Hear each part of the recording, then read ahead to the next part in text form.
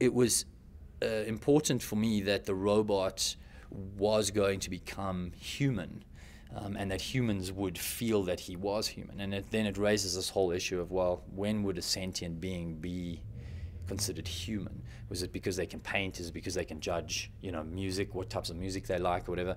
But probably for human beings, where we would accept that is if we felt that the machine had feelings, if the machine got upset, or got happy about something. That, I think, for most human beings would be the measure of, wow, I'm connecting with a machine, but it's not a machine, it's a person. I think that would be the defining factor, even if that logically may not be the way to establish whether something could actually, whether you could call a machine alive. Humans will call it alive if it experiences emotions in the same way as us, I think. And so Chappie definitely goes through the experiences of different human emotions in the film.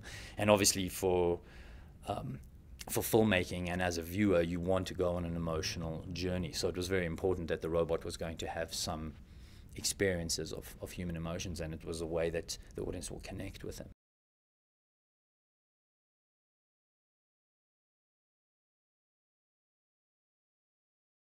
Actually, the first day that I came on set to see Sigourney working, as I walked in, it was her voice over the whole PA, and I was just like, oh my God, I couldn't believe it.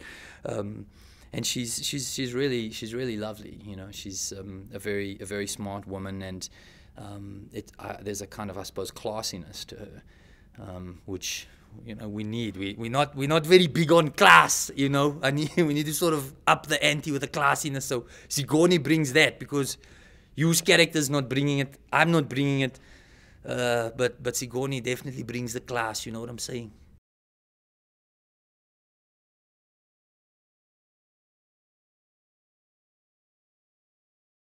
I actually can't think of another film that has as many interesting, different characters that I love as much as I do in this case. And it's original. It really is. In this case, I think back to almost in the way that District 9 was original. This is a really original combination of familiar elements, like a robot that's becoming alive that you've seen in other films, but just put together in a very, very different way.